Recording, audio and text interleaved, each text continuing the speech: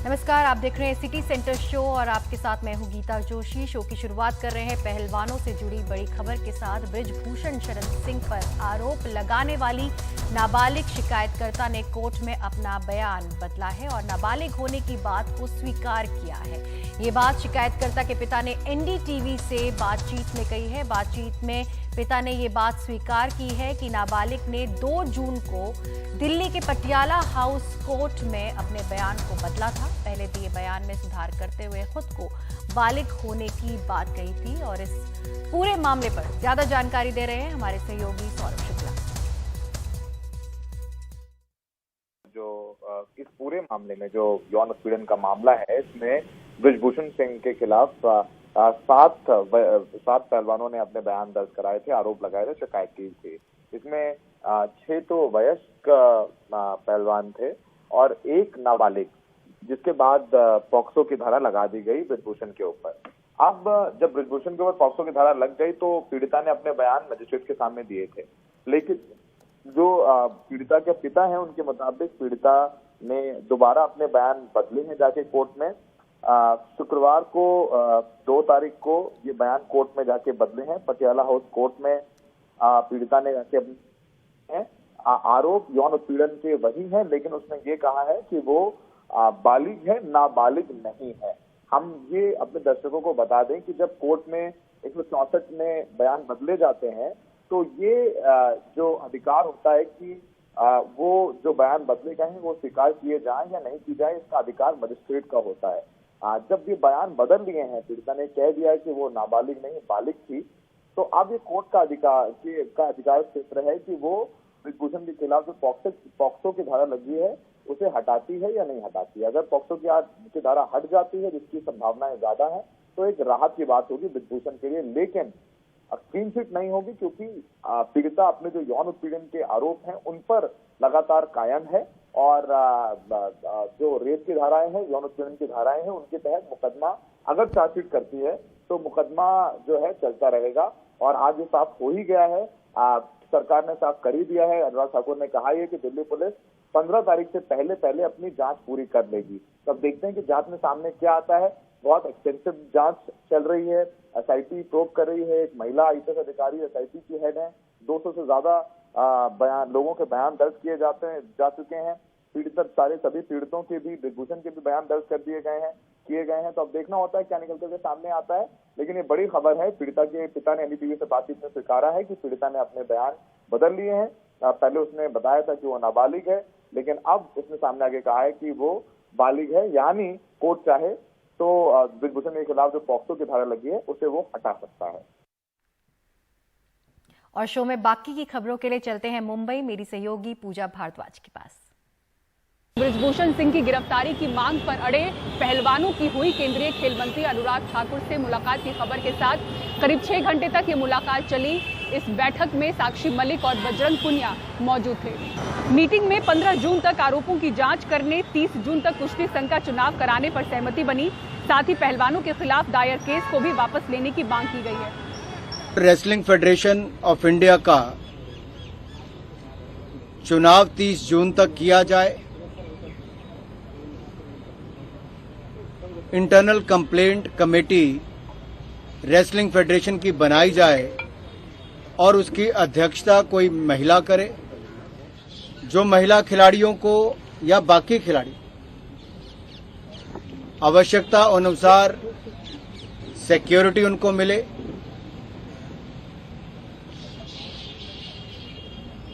जिन खिलाड़ियों के या अखाड़ों के, अकेडमीज के या कोचेस के खिलाफ मुकदमे हैं, उन मुकदमों को वापस लेने की मांग की है, ताकि उस पर कोई कानूनी या पुलिस की कार्रवाई ना की जा सके। एक बहुत बड़ा मुद्दा बृजभूषण के अरेस्ट का बना हुआ है। 15 जून तक चार्जशीट दायर, यानी कि जांच पूर्ण करके चार्जशीट दायर करने की बात कही है, करेंगे। सरकार और पहलवानों के बीच बैठक खत्म हुई, 6 घंटे बैठक हुई। बैठक में क्या हुआ, इस पर बात करने के लिए बजरंग पुनिया है। बजरंग, क्या बैठक हुई, क्या नतीजा कुछ निकल पाया? देखिए, सरकार ने बोला कि 15 जून तक का हमें समय चाहिए, जो पुलिस की जो कार्रवाई है उसको जल्दी ख़त्म करने के लिए बोला है। कि भाई आप हम 15 तारीख तक का हमें समय दीजिए, हम उसको 15 तारीख तक ख़त्म कर देंगे। जांच, दिल्ली पुलिस की जो जांच है, बिल्कुल। क्या बृजभूषण के अरेस्ट पर आप लोगों ने बोला उनको, क्या उन्होंने कुछ आश्वासन दिया अरेस्ट होंगे नहीं होंगे? देखिए उस चीज़ पे क्योंकि वो काम पुलिस का है, तो वो बोले कि जांच प्रक्रिया जैसे जैसे ख़त्म होगी, क्योंकि पोक्सो जो लगता है उसके ऊपर तो अरेस्ट ही होते हैं, लेकिन वो बोले कि वो केस थोड़ा पुराना है, तो उसी तरीके से बोला जो पुलिस में जायज़ चीज़ें होंगी वही चीज़ें होंगी, और तो बोले आपके साथ निष्पक्ष जांच होगी। और क्या बातें हुई? WFI के इलेक्शन कराने के बाद हुई, क्या हुआ? बोला कि उसमें कोई भी भेदभाव नहीं होगा, जो WFI के जो इलेक्शन है उसमें जो ब्रजभूषण है और उसके जो लोग हैं अपराधी, जो इस तरीके के लोग, उनके ऊपर उनको उसके WFI के इलेक्शन में कोई भी भाग नहीं लेने दिया जाएगा। आप पर 28 मई को जब आप लोग संसद जाने की कोशिश कर रहे थे, उस समय जो आपके साथ हुआ वो काफ़ी दुखद था, लेकिन उस पर आप पर एक मुकदमा भी कर दिया गया। उस मुकदमे के बारे में कुछ बात हुई? उन्होंने यही बोला कि जो भी 28 तारीख को जो घटना हुई उससे हम भी दुखी हैं, लेकिन जो भी खिलाड़ियों के ऊपर मुझे पता चला कि 109 लोगों के ऊपर उस दिन FIR दर्ज की है, केस लगाए हैं, तो उन्होंने बोला कि हम वो सभी वापस ले लेंगे, चाहे वो खिलाड़ी हैं चाहे कोई भी आपसे जुड़े जो भी लोग हैं, वो सभी हम वापस ले लेंगे। पहलवान क्या करेंगे? पहलवानों का निर्णय क्या है? देखिए किसी भी चीज़ का अगर हम वो देखेंगे तो बातचीत तो उसके लिए हमें करनी पड़ती है, वो फैसला हो या ना हो तो एक अलग चीज़ होती है, लेकिन जो हमारे जिन बिंदुओं पे बात हुई है वो बिंदु हम जो हमारे साथ जो लोग जुड़े हैं, चाहे वो खाप चौधरी हैं, चाहे वो किसी भी संगठन से, किसान है, महिला है, मजदूर है, बहुत सारे संगठन हमारे साथ, पूरा देश आज जुड़ा है, तो हम उनके बीच में समक्ष में वो जाके रखेंगे। तो अभी आप चर्चा करके निर्णय लेंगे? बिल्कुल। देखिए 15 तारीख तक तो सरकार ने बोला कि भाई आप कोई प्रोटेस्ट ना करिए, क्योंकि हमें भी एक हफ्ते का समय दीजिए, तो उस चीज़ पे हम भी हमारे कोचिज बैठे थे कि भाई ठीक है 15 तारीख तक हम कोई भी प्रोटेस्ट नहीं करेंगे, चर्चा करके निर्णय लेंगे। 15 तारीख तक कोई प्रदर्शन नहीं होगा और 15 तारीख तक दिल्ली पुलिस अपनी जांच पूरी करेगी बृजभूषण सिंह के खिलाफ, तो ये देखने वाली बात रहेगी। सहयोगी सुशील राठी के साथ सौरभ शुक्ला, NDTV इंडिया। और अब अगली खबर लखनऊ से, जहां कोर्टरूम के बाहर एक गैंगस्टर की गोली मारकर हत्या कर दी गई, और इसी के साथ ही उत्तर प्रदेश में कानून व्यवस्था पर एक बार फिर से सवाल उठ खड़े हुए हैं। पुलिस के मुताबिक हमलावर वकील के कपड़ों में आया था। उत्तर प्रदेश का एक खूंखार गैंगस्टर संजीव जेना लखनऊ के कोर्टरूम के दरवाजे पर भून दिया गया। वकील बनकर आए हमलावर को पुलिस और वकीलों ने दबोच लिया।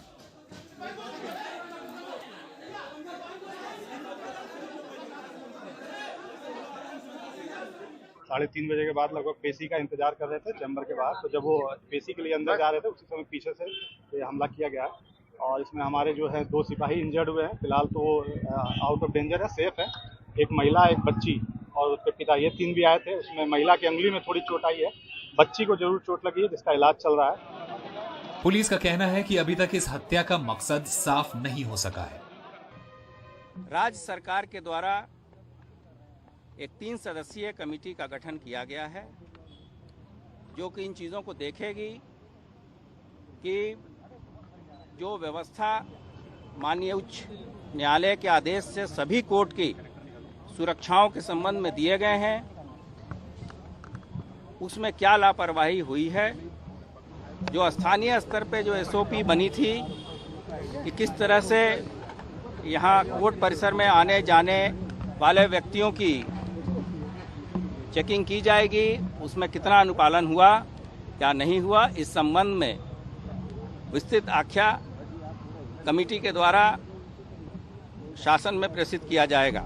यूपी सरकार के एक बयान के मुताबिक संजीव जेना 1 दशक से ज्यादा समय से जेल में था। उसके खिलाफ 26 आपराधिक मामले थे।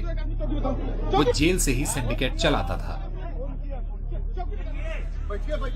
वो जेल में बंद गैंगस्टर मुख्तार अंसारी का सहयोगी भी था। कोर्टरूम के बाहर यह हत्या कुछ ही महीने पहले इलाहाबाद में गैंगस्टर अतीक अहमद और उसके भाई की हत्या की याद दिला रही है, जो पुलिस हिरासत में हुई थी। लखनऊ कोर्ट के बाहर अब बहुत बड़ी और हैवी सिक्योरिटी है, लेकिन इस बात का कोई जवाब नहीं है कि कोई बंदूक लेके कोर्ट प्रेमाइसेस के अंदर कैसे घुस गया। कैमरा पर्सन विनीत वर्मा के साथ आलोक पांडे, NDTV इंडिया। और अब हिंसा से जूझ रहे मणिपुर से एक दिल दहला देने वाली खबर। मणिपुर में भीड़ ने मां बेटे समेत 3 लोगों को जिंदा जला दिया। हिंसा में गोली लगने के बाद ये एम्बुलेंस के जरिए अस्पताल जा रहे थे। रास्ते में करीब 2000 लोगों की भीड़ ने उन पर हमला कर दिया और एम्बुलेंस में आग लगा दी। ये दर्दनाक घटना इम्फाल के इसोई सेम्बा में रविवार को घटी। मृतकों की पहचान 7 साल के टॉनिंग्स, उनकी मां मीना और उनके रिश्तेदार लिडिया के रूप में की गई है। ये हिंसा सरकार और प्रशासन के लिए नई चुनौती है। और अब अगली खबर मुंबई से, जहां गर्ल्स हॉस्टल में एक युवती की हत्या कर दी गई। हत्या का आरोप हॉस्टल के ही सुरक्षा गार्ड पर है, जिसने इस वारदात के बाद खुद आत्महत्या कर ली। शक ये भी है कि युवती की हत्या से पहले बलात्कार की कोशिश हुई थी। अब इस मामले के बाद गर्ल्स हॉस्टल में महिलाओं की सुरक्षा को लेकर किस तरह से सवाल उठ खड़े हुए हैं, सुनील सिंह अपनी इस रिपोर्ट पर दिखा रहे हैं। ओम प्रकाश कनौजिया पर हॉस्टल में लड़कियों की सुरक्षा की जिम्मेदारी थी, लेकिन अब उसी पर यह आरोप है कि उसने एक लड़की की जान ले ली। पुलिस के मुताबिक ओम प्रकाश कई सालों से हॉस्टल में अलग अलग काम करता आ रहा था। हालांकि पुलिस आरोपी तक पहुंचती उसके पहले ही उसने रेल के नीचे आकर खुद की जान दे दी। अपनी मेहनत की कमाई से बेटी को मुंबई पढ़ाने भेजने वाला परिवार पूरी तरह से टूट चुका है। पिता ने बताया कि आरोपी ओम प्रकाश ने पहले भी उनकी बेटी को परेशान किया था। तब उसने हॉस्टल की मैट्रन को बताया था, लेकिन उन्होंने कोई कार्रवाई नहीं की। मैट्रन ने ख्याल नहीं दिया सर, और हम गांव से आके यहाँ बोल नहीं सकते क्योंकि वो हॉस्टल के अंदर जेंट्स को जाने ही नहीं देते। मैं बाप हुआ तो मेरे को भी नहीं आने देते। मेरे लड़की के रूम में बाप को जाने के अलाउ नहीं है, मुझे नहीं जाने देते। वो कैसा क्या चला गया, सुरक्षा से चला गया। बिल्कुल लेडी बाप को नहीं जाने देते आप। बाहर के आदमी को कैसा क्या मेरे बच्ची के रूम में जाने दिया आपने। इसलिए सर वो इसके लिए वो मैट्रन ही जवाबदार है, उस पर ही गुना दाखिल होना चाहिए। ये मेरी मांग है, हमें न्याय मिलना चाहिए सर, आप मुझे न्याय दिला दो। मुंबई सुरक्षित शहर माना जाता है। यहाँ के हॉस्टल में इस तरह की वारदात शहर की कानून व्यवस्था पर तो सवाल उठाती है, लेकिन अपने घरों से दूर पढ़ने जाने वाली लड़कियों के सपनों पर भी असर करती है। एक तो वो बैकवर्ड सोच भी थी उनकी, अब जाके वो लड़कियों को पढ़ाना चालू किया है कि उनको जो ड्रीम्स हैं उनके अचीव करने दे रहे हैं। पर ऐसे सब इंसिडेंट से पेरेंट्स भी एक थोड़ा वैरी हो जाते हैं कि हमको भेजना चाहिए नहीं भेजना चाहिए, यहाँ पर बैठ के पढ़ लेंगी तो वो करियर पे अफेक्ट करेगा लड़कियों के आगे जाके। क्योंकि मैं भी हॉस्टल में रह के आई हूँ, मेरे पेरेंट्स ने उनको ट्रस्ट किया था कि वो वहाँ पर सेफ रहेंगी। हमारे हॉस्टल में भी एक बार इंसिडेंट हुआ था जहाँ पर कोई आ गया था हमारे हॉस्टल के बाहर रात को, नेक्स्ट डे वो फायर हो गया। तो फिर वो सिक्योरिटी बहुत ज़्यादा मैटर करती है। विधानसभा में विरोधी दल नेता अजित पवार ने मरीन लाइंस पुलिस थाने जाकर जांच में तेजी और मामले में जिम्मेदार सभी के खिलाफ कार्रवाई की मांग की है। तो उप मुख्यमंत्री देवेंद्र फडणवीस ने कड़ी कार्रवाई का भरोसा दिलाया है। कालची घटना दुर्दैवीच आहे। कल जो घटना हुई बहुत ही दुखद है। पीड़ित लड़की छात्रावास में रहती थी, उसका मृतदेह कमरे में मिला है। उसके साथ शारीरिक शोषण होने का संदेह है। ऐसा लगता है कि जिस शख्स ने भी इसे अंजाम दिया उसने आत्महत्या कर ली है। शोषण देखील त्यात झालं असण्याची शक्यता आहे, ते आता पोस्टमार्टम नंतर लक्षात येईल। आरोपी ओम प्रकाश कनौजिया ने तो खुदकुशी कर खुद को कानून से बरी कर लिया, लेकिन हॉस्टल प्रशासन की जिम्मेदारी भी तय होना जरूरी है। सवाल हॉस्टल में ओम प्रकाश की नियुक्ति पर भी है। इस बीच राज्य सरकार ने सभी सरकारी हॉस्टलों का सुरक्षा ऑडिट कराने का आदेश दिया है। मुंबई से कैमरामैन प्रवीण रोहित का सुनील सिंह, एनडीटीवी इंडिया के लिए। और अब आइए बात करते हैं कनाडा में मुसीबत में फंसे 700 भारतीयों की। पंजाब के जालंधर के एजेंटों की धोखाधड़ी का शिकार हुए छात्र छात्राओं ने Canada border service agency airport road Mississauga में पक्का मोर्चा लगा दिया है। भारत के करीब 700 छात्रों पर स्वदेश वापसी का खतरा मंडरा रहा है, क्योंकि वहां की सरकार उन्हें उनके देश भेजने की तैयारी में लगी है। कनाडा में स्टडी वीजा पर गए स्टूडेंट्स को जाली दस्तावेज पाए जाने पर वहां से डिपोर्ट किए जाने का बड़े स्तर पर विरोध शुरू हो गया है। वहीं एडीसीपी ने बताया है कि विदेश भागे एजेंट ब्रिजेश मिश्रा के खिलाफ सर्कुलर नोटिस निकाला जा चुका है। ब्रिजेश मिश्रा और राहुल भार्गव के खिलाफ पुलिस ने मार्च महीने में 2 एफआईआर कई धाराओं के तहत दर्ज की थी। पुलिस जल्द आरोपी को गिरफ्तार कर अदालत में पेश करने का प्रयास कर रही है। स्टूडेंट के परिजनों द्वारा पुलिस को दी शिकायत पर कार्रवाई की जा रही है और पुलिस तफ्तीश कर रही है कि ब्रिजेश मिश्रा ने नकली दस्तावेज कैसे बनाए और जो स्टूडेंट वीजा देकर विदेश भेजा, इसका पूरा संज्ञान लिया जाएगा। ब्रिजेश मिश्रा के साथ किन कॉलेज यूनिवर्सिटीज की मिली भगत है, इसके बारे में वो कुछ नहीं बता सकते।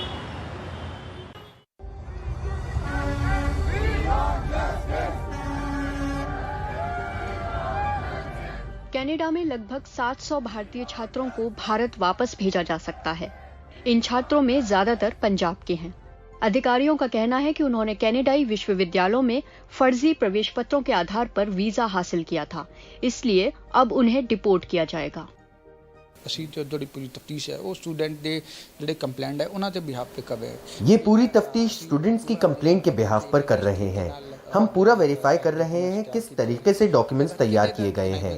एक डिटेल्ड इन्वेस्टिगेशन करी जा रही है। ਉਹ ਬਾਹਰ ਗਏ ਨੇ ਤਾਂ ਇਹਦੇ ਤੇ ਇੱਕ ਜਿਹੜੀ ਇੱਕ डिटेल्ड इन्वेस्टिगेशन ਜਿਹੜੀ ਹੈਗੀ ਉਹ ਅਸੀਂ ਇਹਦੇ ਵਿੱਚ ਕਰ ਰਹੇ ਹੈਗੇ। युवा संगठनों के अनुसार छात्र पिछले सप्ताह से विरोध प्रदर्शन कर रहे हैं। इस प्रदर्शन को स्थानीय मेयर और ब्रैम्पटन के पार्षद से भी समर्थन मिल रहा है। मामला सामने आने के बाद पंजाब सरकार का कहना है कि यह ट्रैवल एजेंटों, भारत में कनाडाई दूतावास के अधिकारियों और कनाडा में अन्य एजेंसियों के द्वारा मिलकर की गई धोखेबाजी है।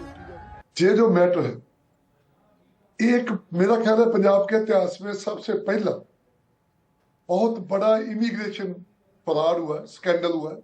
इतना बड़ा कभी नहीं हुआ कि 700 आदमी के साथ ऐसा फ्रॉड इमिग्रेशन, प्राइवेट इमिग्रेशन के एजेंसी ने मतलब किया। राज्य सरकार ने इस मामले में केंद्रीय जांच की मांग की है। हालांकि ये छात्र पिछले कुछ वर्षों से वीजा पर कनाडा में रह रहे हैं। उन्होंने पढ़ाई पूरी कर ली, वर्क परमिट लेकर काम भी करने लगे। फर्जी ऑफर लेटर का मामला मार्च में तब सामने आया जब उन्होंने कनाडा में स्थायी निवास के लिए आवेदन किया और अधिकारियों ने दस्तावेजों की जांच की। दिल्ली से शरद शर्मा के साथ प्रियांशी शर्मा की रिपोर्ट, एनडीटीवी इंडिया। और किस फिल्म के लिए हर थिएटर में भगवान हनुमान के लिए एक सीट रिजर्व की जाएगी, दिखाएंगे आपको पूरी खबर एक ब्रेक के बाद। देखते रहिए सिटी सेंटर शो।